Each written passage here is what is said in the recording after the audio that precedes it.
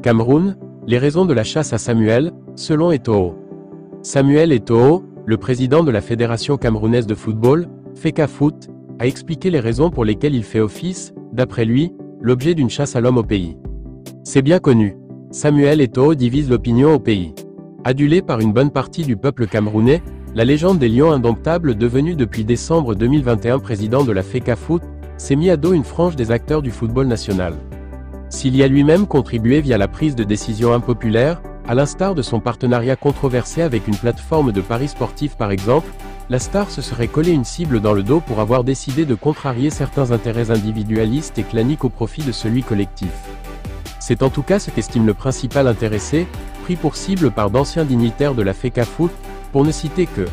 Pour Eto'o, la source de tous ces mots vient du fait qu'il ait fermé la mangeoire à plusieurs entités.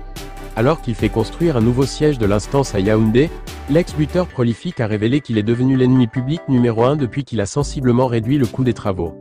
Eto'o désigne l'origine de sa mise à mort. La reprise des travaux du siège de la FECAFOOT à Ouarda est une excellente nouvelle.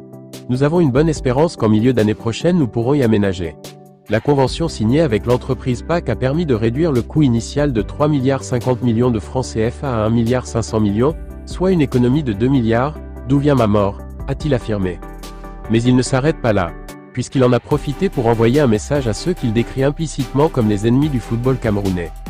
Il faut que le message soit clair à l'attention de ceux qui avaient pris notre football en otage et qui continuent de comploter dans l'ombre. Arrêtez les magouilles, changez de logiciel. Les pratiques du passé et leurs auteurs n'ont plus de place parmi nous.